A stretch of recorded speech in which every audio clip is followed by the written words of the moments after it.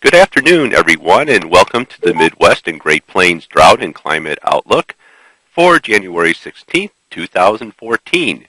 Before we begin our talk today and our briefing, Dennis Toddy, who's the state climatologist from South Dakota, has an announcement for everyone. Dennis? Good afternoon, everyone, from snowy South Dakota right now as I watch a blizzard occurring outside my window.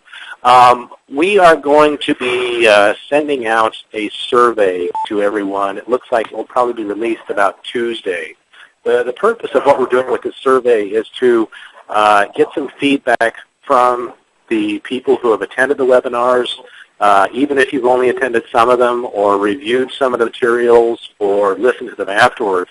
We have some various questions to get some feedback from people on the use of them, what you think about them, ways to improve them.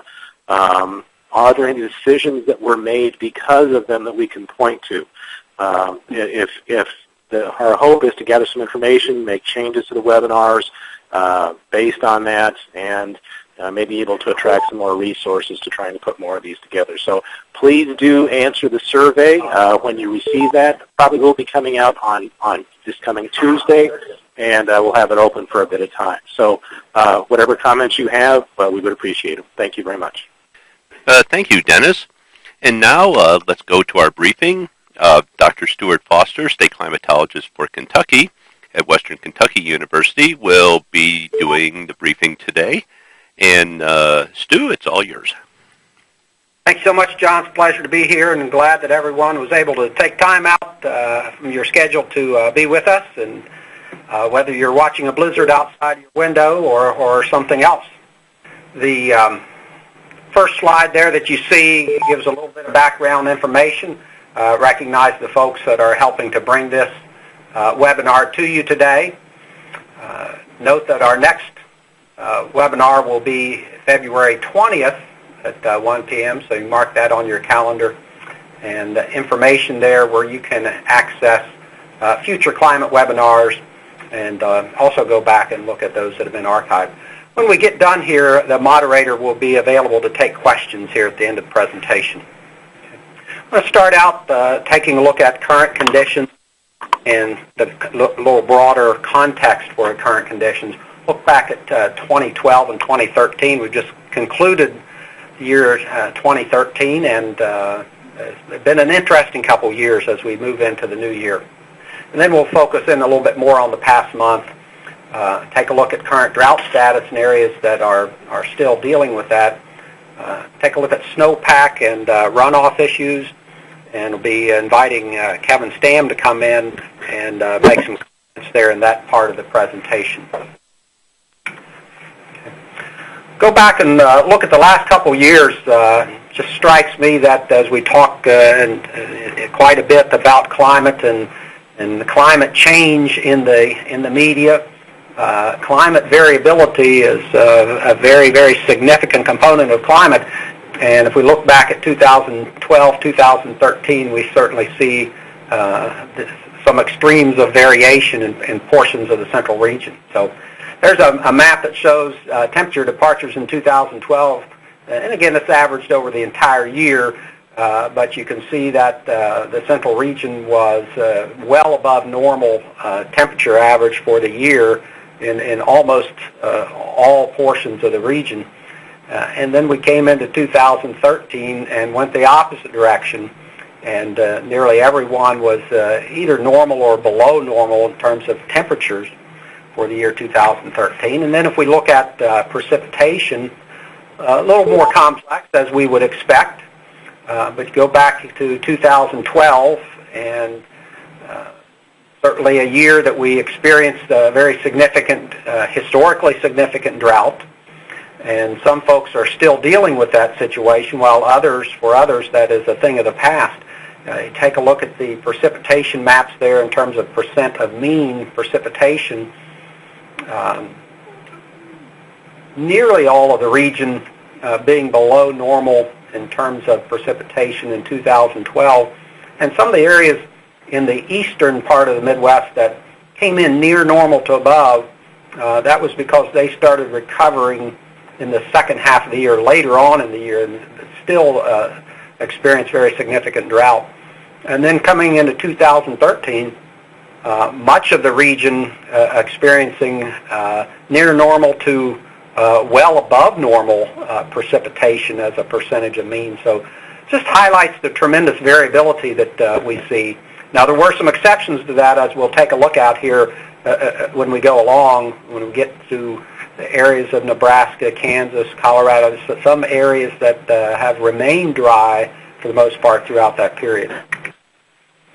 Now, just looking back over the last month or so, December 2013, some things that were in the headlines there.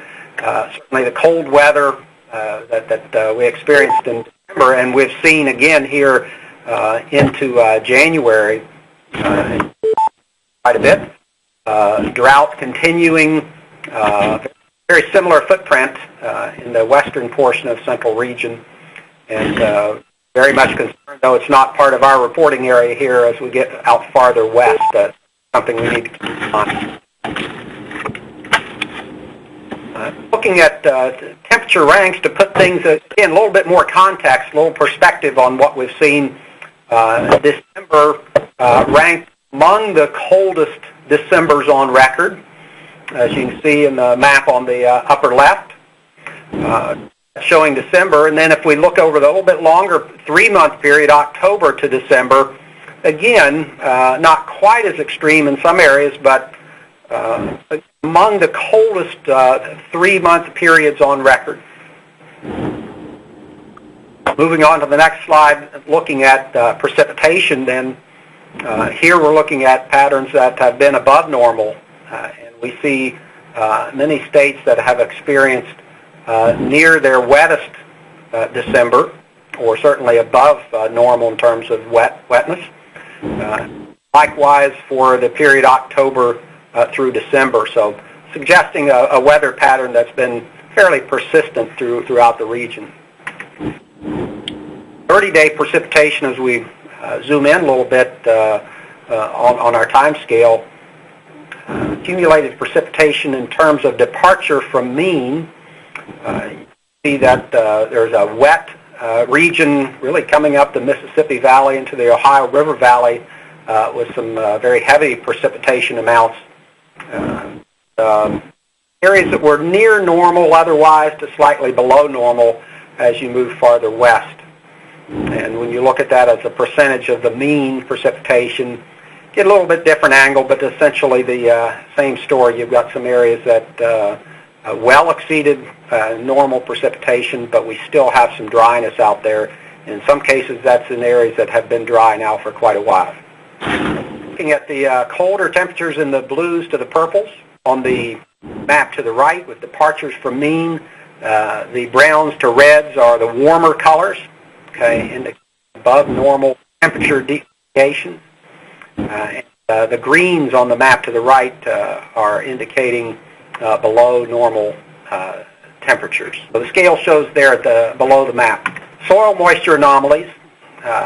Again, these are model data. Last time I gave this seminar was back in August, so I went ahead and left that map in there, kind of show you what soils look like there in early August. We were getting late into the summer season. And then when you look at the January model output, and again focusing on central region, what stands out is that there's quite a bit of similarity in the overall pattern, but as you then kind of focus in on different areas, you can see that it has generally dried out in parts of the eastern plains and through parts of the Midwest. Some areas that were wet are no longer wet, and some of the areas that had a bit of dryness up into Iowa, Minnesota, Wisconsin have become drier. And this was something we commented on earlier this summer, that was an area that had been extremely wet and very, very quickly shifted and went to extremely dry conditions, and that has persisted in some of those areas. And again, while it's not our focus, when you look on the January map there, you can't help but look over there on the West Coast and see a situation that indicates a significant drought situation developing. At this time of year, in addition to looking at soil moisture, probably a good idea to take a look at snow and snow water equivalent. Got a little help from folks on this because we don't see too much snow here in Kentucky. I'm not used to looking at these maps too often. I think we've had a grand total of maybe an inch or an inch and a half so far this week. We've got some significant water equivalent amounts out in the mountains that feed some of the rivers that come through the plains. Otherwise, in the Midwest, we've got snow cover that is retreating a little farther north than where it might usually be, and that shows up a little bit more on the next slide, where you can see snow depths in terms of departures from normal. So there, the blues are areas that are showing above normal snow depths, and the yellows to the reds are below normal snow depths. Now moving on to the drought monitor, the newest version released earlier today, and you can see drought persisting in the area of western Nebraska, western Kansas, eastern part of Colorado, that area, and again, still some lingering concerns about drought in portions of and more of a concern as to what's going to happen over the coming months in those areas. Otherwise, a lot of the areas there are showing, again, the L's for indicating long-term conditions there. Next set of maps is looking at change in terms of the drought monitor, how the class categories have changed over the last month. And the areas that are in white are areas that were not classified in any level of drought before and are still not. So only the colored areas are referring to areas that were in some state of drought. If they are gray, then that has stayed the same. There has been no fundamental change in drought intensity there. And you can see that represents the largest portion of the central region over the last month. There's just been very, very little change. And not surprising. We're in a time of year when generally there's not a large amount of precipitation, and there's particularly not that would lead to changes in drought status. But there have been some improvements in some areas where there's been a little degradation occur. A 3-month period, you're looking back a little farther, and now there's the opportunity to see a little bit more change. And see some improvement in the Midwest. See some deterioration in parts of Kansas and Oklahoma. And again, otherwise not too much change. Going back over a period of 6 months, the more significant pattern of change in the western plains, and again that drought development there in the Midwest. The real question, I just couldn't pass that up. When you look at that map, it looks like somebody painted a question mark on Nebraska and Kansas. So wanted to take a closer look at this area and had looked at it this summer. If you look at the graph on the upper right first, what we're looking at there is total precipitation over 2 3-month periods. On the horizontal axis, we're looking at the total precipitation for the period July through September for the Northwest Climate Division in Kansas, which is part of that red area on the map. And on the vertical axis, we're looking at the precipitation for the period October through December. So really the last 6 months, and we split that into 2 parts. So effectively, was it relatively wet or dry from July through September, and then what was it like after that? And when you look at that graph, the things you would be looking for are years.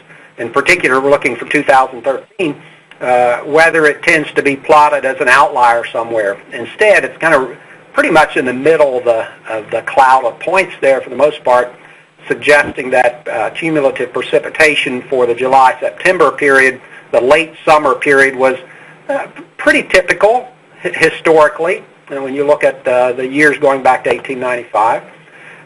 And then following that up, as you look on the vertical axis, the precipitation total for October to December, the year 2000 is plotted around 2 inches, so a little bit below normal, but yet doesn't stand out really as an outlier.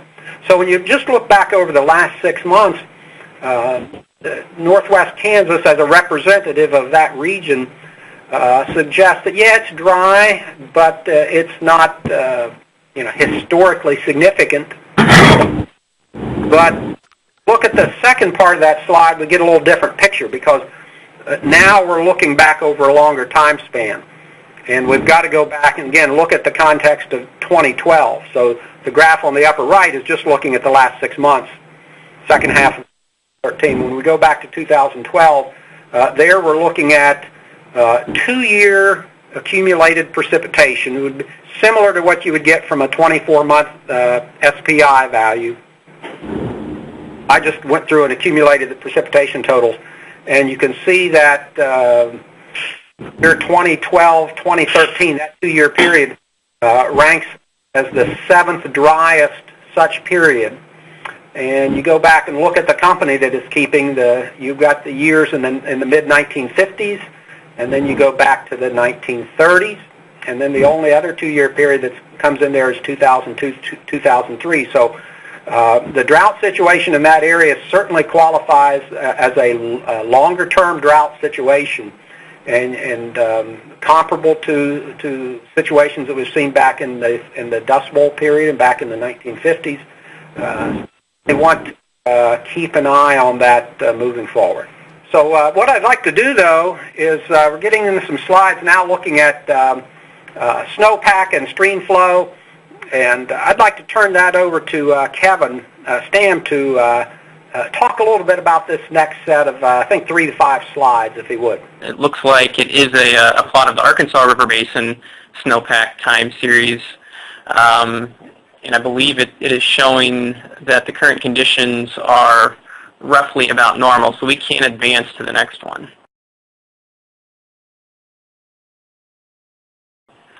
This graphic that you're currently looking at is a representation of the mountain snowpack water content in the upper Missouri River Basin, and we've divided it into 2 different mountain snow basins. The first being the total snow water equivalent above Fort Peck, which would be the shaded blue area on the left, and then the total mountain snow water equivalent or average snow water equivalent between Fort Peck and Garrison. And those would be the 2 reservoirs that intercept the runoff due to mountain snowpack in the upper Missouri River Basin, which we regulate. From both of these figures, you can see that the mountain snowpack is just a little bit above normal. The current mountain snowpack above Fort Peck is 115% of the past 30-year average, and the snowpack between Fort Peck and Garrison is 119% of average. And it just recently made a slight increase over the last couple of days. Before then, it was about 5 percentage points lower. The importance of this is about 50% of the runoff which goes into the upper Missouri River Basin occurs during the May, June, and July time period, and snowpack is the primary factor. So we keep a close watch on what the mountain snowpack is doing in the upper basin, and we base our forecast on, in part, on mountain snowpack. Next slide, please.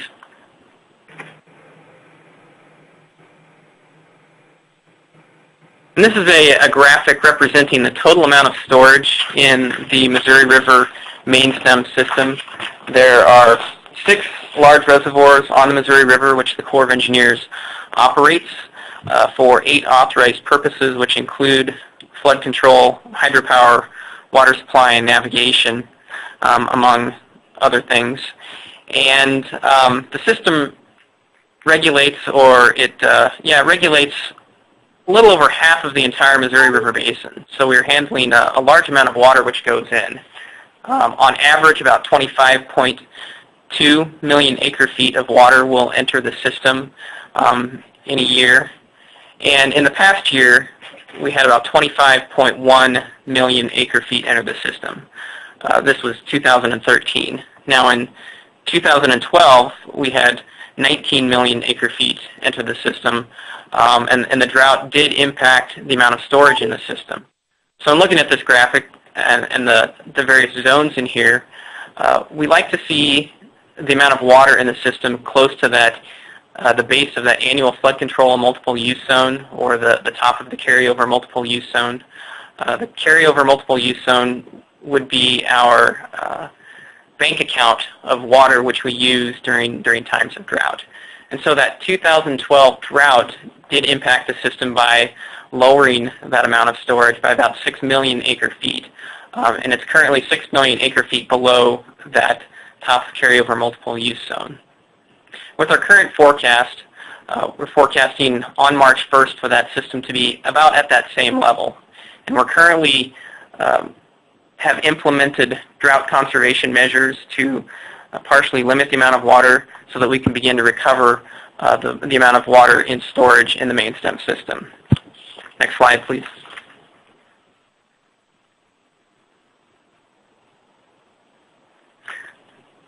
Next slide, please. Thank you. And so our runoff forecast for the coming year as of January 1st is 26.1 million acre-feet. This forecast is updated on a monthly basis. And you can see from this graphic, if you look at the multicolored bars, that represents the amount of water we are forecasting per month to enter the 6 reservoirs in total. So we're expecting a little bit more than average coming in March, April, May, June, and July. Partly due to the elevated snowpack in the mountains, but also because of the pre-existing wet conditions in the soils and the colder than normal conditions which we have seen over the last several months in the upper Missouri River Basin. We will update this on a monthly basis, as I mentioned, and still a lot of the snow accumulation season to go. Approximately about 50% of the snow still has to fall, so there will be some adjustments made to our runoff forecast as we move on. That's really all I have to say about our system operations and runoff this time, so I will turn it back over to you, Stuart. Thank you, Kevin. Really appreciate your contribution there. And again, apologize for tossing those other slides your direction. That's okay. All right, let's move on and take a look forward now. The outlooks on a monthly basis, seasonal basis, and then the drought outlook. The February temperature outlook for the region, generally more the same. Colder temperatures than normal. There's an enhanced likelihood of that, particularly across the northern tier. Equal chances of going above, below, or near normal throughout the remainder of the Midwest and Great Plains. And then, of course, warmer temperatures, an enhanced probability in the southern portion of the U.S., as well as the northern portion of Alaska. Precipitation for February, really nothing to say at this point. Kind of equal chances of above, below, near normal, so pretty much just go on climatology there. 3-month outlook, again, pretty much the same story, continuation of a pattern that we've seen through the region. And in terms of precipitation, again, a small bullseye there, and I'm personally not quite sure where that originated. I didn't get a chance to sit in on the call the other day when the outlooks were discussed, so if somebody else has some information on that, they can speak to it later. But otherwise, the only thing I would comment there, other than equal chances, is that bullseyes pops up in an area that has been plenty wet over the last several months. So certainly not a need for above normal precipitation in that area at this point. Otherwise, again, kind of equal chances go with climatology in terms of precipitation over the next 3 months. From the perspective for looking forward at the INSO circulation, the INSO model plume suggests a possibility of a developing El Nino situation with some above normal sea surface temperatures. At this point, not showing a strong or overly rapid development, but something to keep an eye on. We're in a still kind of neutral situation right now, but could be looking at the development of an El Nino circulation. And then the drought outlook, again, persistence for the most part, or intensification of drought in areas that are currently experiencing drought conditions.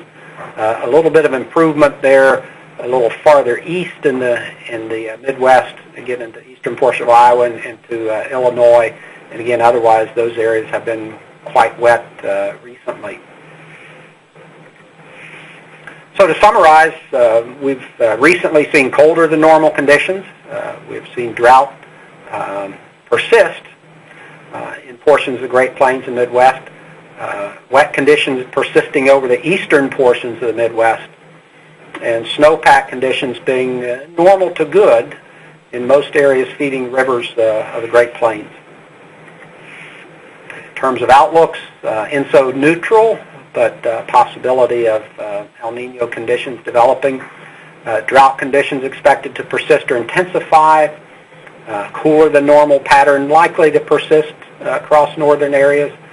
And a weak indication of above normal precipitation in portions of the central Mississippi and lower Ohio River valleys. Otherwise, no real clear signal. So that's the conclusion of the information that I have to present today. There's a little bit of information you've probably seen before if you've been on our calls about some of our partners that have contributed to this, and there are also sources where you can go and obtain additional information.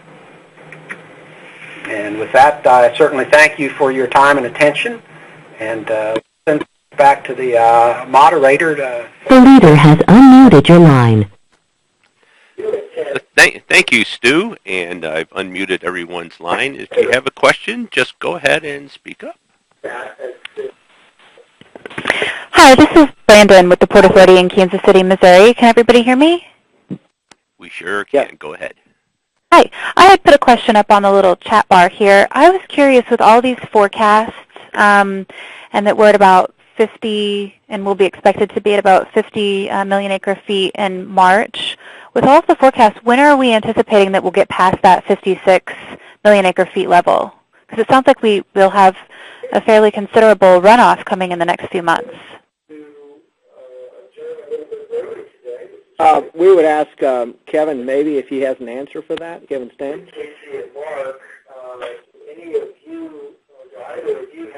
Yeah, this is Kevin. We're going to grab our monthly study to find out when we would rise above that 56.1 million acre feet mark. Okay, thank you. The important thing to say is that, I assume your interest is navigation, and the navigation season will start on the normal opening date on the 1st of April at the mouth. I'm having a hard time hearing you. I'm sorry. Whoever's talking in the background, please use *6. Thank you. Okay, this is Jody Farhat with the Water Management Office. Hi, Jody. And I assume that your interest is navigation on the Missouri River. Is that what you're interested in? That's my biggest one, yes. Okay. I'm interested in all 8 uses, but specifically that one, yes. Okay, so the navigation season will start on the normal opening date on the 1st of April at the mouth. That backs up to about I think around the 25th or 26th of March in the Kansas City area. So even though the storage is down in the conservation pool or that carryover multiple use, we'll have a normal navigation season. And under our most likely runoff forecast, it looks like, so if we get the 26.1 million acre feet of runoff that Kevin was referring to, the storage would just barely go above that 56.1. We'd peak out around 56.5 in June and July and then go back down a little bit. So okay. So did I hear you right? Did you say that we're going to have a normal release amount for the navigation season?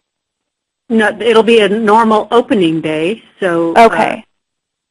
So April 1st at the mouth, And then the navigation service will depend on the volume of water in the system on the 15th of March. And right now we're thinking it'll be around 3,500 CFS or so below full service. Okay. All right. So then we'll probably be looking at, if that's the case, a minimal release level for navigation until they check about halfway between our full service and minimum service. Okay. Roughly equivalent where we were the second half of the navigation season in 2013. Okay. All right. Thank you so much. Before there are any other questions, I want to make one sort of clarification about one of the graphics that were shown. It was talking about El Nino, La Nina, and often there's a lot of sort of misinterpretation, if you will, not by Stuart, but by anybody who looks at those things. The thing I'll say very quickly is that graphic often shows, if we're in a La Nina or even in a negative state, that means below the black line in the middle, there's always some indication of, almost always some indication of moving back moving up towards El Nino, and that's sort of a natural thing built into the models that happens on a cyclic manner. So I just want to caution a little bit about any exuberance anybody feels about that actually being correct. That's the best we have, and I'm not going to say it's wrong, but I would not put a high level of confidence in moving into El Nino anytime this year. If we do, great, but I just want just a little bit of a caveat on that graphic. Thank you. Any other questions? I have a question. This is Benjamin Diamond. Had a question about how crops were impacted by the below freezing temperatures. Do you mean with the recent outbreak, the cold outbreak? Yes, during December. Anybody want to comment on that? Anybody in Kansas, I would say, or maybe across the upper plains? Really, the only crop that I can think of that would be impacted would be a winter wheat. Okay.